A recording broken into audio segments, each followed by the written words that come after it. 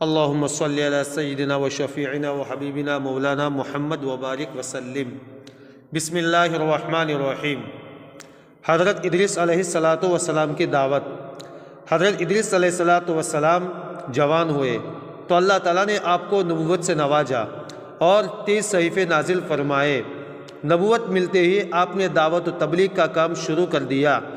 مسلسل دعوت دینے کے باوجود تھوڑے سے لوگوں نے ایمان قبول کیا اور اکثر لوگ جھٹلانے اور ستانے میں لگے رہے۔ جب لوگوں کا ظلم و ستم حد سے بڑھ گیا تو اللہ تعالیٰ کے حکم سے اہل ایمان کو لے کر بابل سے مصر چلے گئے اور دریائے نیل کے کنارے آباد ہو گئے، اور آخری وقت تک لوگوں کے درمیان انہی کی زبان میں اللہ تعالیٰ کا پیغام اور دینی دعوت کا فریضہ انجام دیتے رہے۔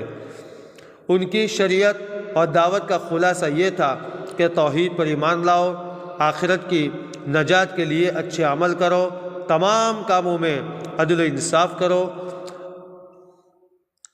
ایام 20 کے روزے رکھو، زکوٰۃ ادا کرو، نشاور چیزوں سے پرہیز کرو، شریعت کے مطابق اللہ تعالیٰ کی عبادت کرو وغیرہ۔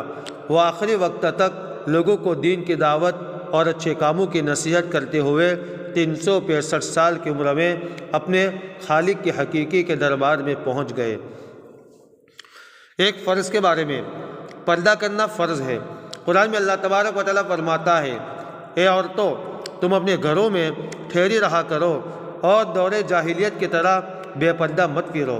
فائدہ: تمام مسلمان عورتوں کے لیے ضروری ہے کہ جب کسی سخت ضرورت کے وقت گھر سے نکلے تو اچھی طرح پردے کا خیال رکھتے ہوئے باہر جائے، کیونکہ پردہ کرنا تمام عورتوں پر فرض ہے۔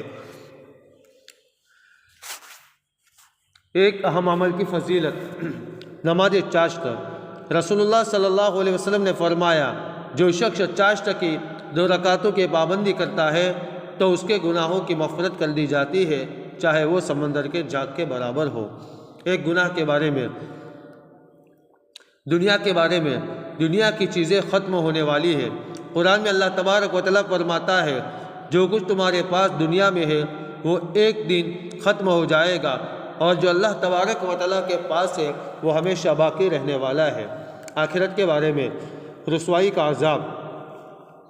رسول اللہ صلی اللہ علیہ وسلم نے فرمایا، قیامت کے دن بندے کو ایسی شرمندگی لاحق ہوگی کہ وہ پکار اٹھے گا، یا رب اب مجھے جہنم میں بھیج دے، یہ میرے لیے اس ذلت اور رسوائی سے زیادہ آسان ہے جو مجھے اب پہنچ رہی ہے، حالانکہ اس کو معلوم ہوگا کہ دوزخ میں کتنا سخت عذاب ہے۔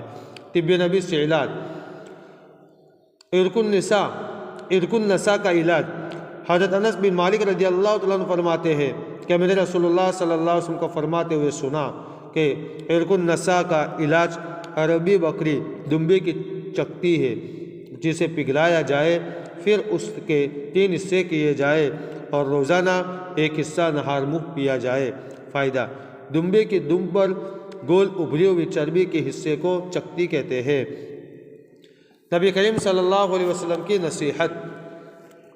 رسول اللہ صلی اللہ علیہ وسلم نے حضرت ابو ذر رضی اللہ تعالیٰ عنہ کو نصیحت فرمائی کہ قرآن کریم کی تلاوت اور اللہ تبارک و تعالیٰ کے ذکر کا اہتمام کیا کرو، اس عمل سے آسمانوں میں تمہارا ذکر ہوگا اور یہ عمل زمین میں تمہارے لیے ہدایت کا نور ہوگا۔